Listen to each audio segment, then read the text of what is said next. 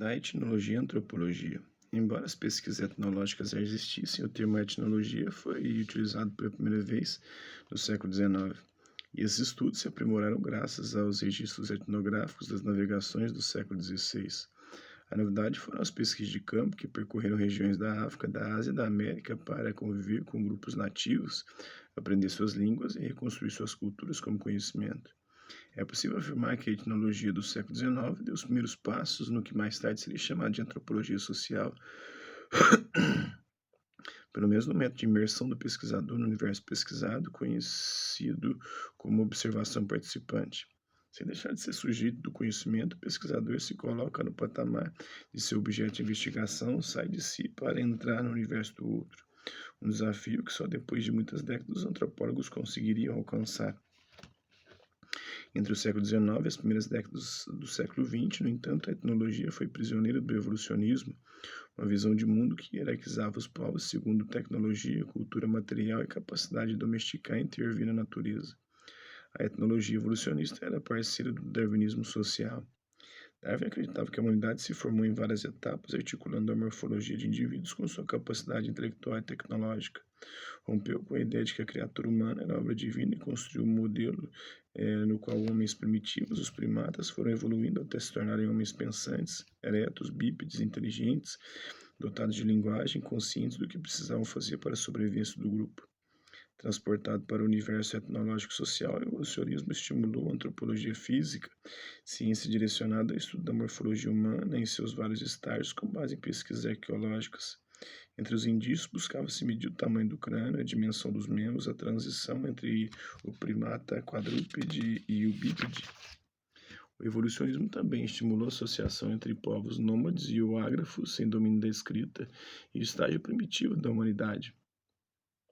E assim construiu uma hierarquia que alçava o homem, o ser humano europeu das sociedades industriais ao modelo de homem perfeito, relegando povos caçadores e coletores que desconheciam códigos escritos à categoria de selvagens e primitivos.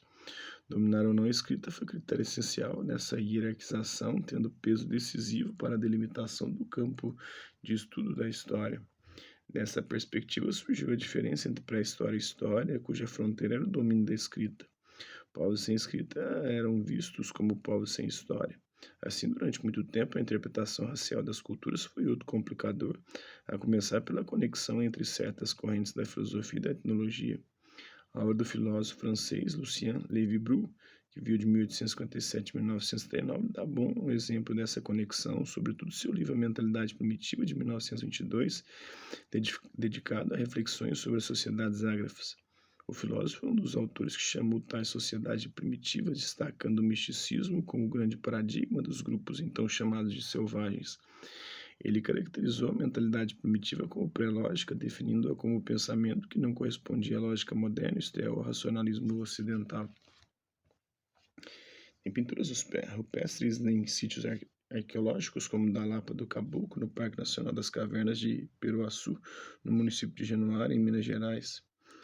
Tem uma foto de 2019 desse parque, pintura rupestre também de aproximadamente 18 mil anos atrás, do final do período paleolítico, na caverna de Lascaux, na França, em fotografia também de 2017.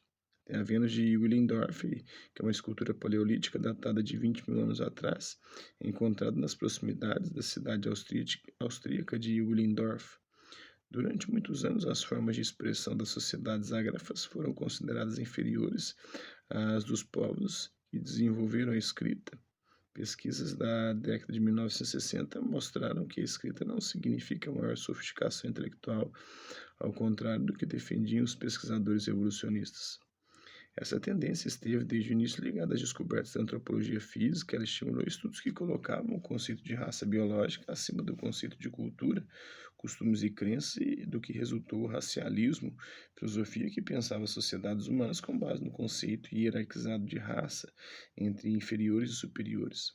O racialismo, portanto, passou a marcar a etnologia que adotava uma perspectiva ideologicamente racista. O racismo não é apenas baseado na descodificação do tipo físico, da cor das crenças de determinada sociedade, mas da estrutura mental arcaica de determinados povos ou grupos sociais. Com esse pano de fundo, a maior contribuição da antropologia no pós-1945 foi a superação do racialismo na interpretação das culturas. Ela partiu do pressuposto de que a humanidade é universal, mas há diferenças que derivam, sobretudo, da cultura. Diferenças sem hierarquia, sem contrapor racionalismo e misticismo, nem tecnologias mais ou menos eficazes na relação entre grupos humanos e natureza.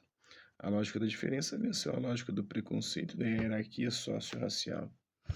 O precursor dessa virada foi o antropólogo Franz Boas, que viveu de 1858 a 1942, que no início do século XX contestou o determinismo racial e geográfico, segundo o qual as sociedades eram mais ou menos desenvolvidas conforme o clima de cada região.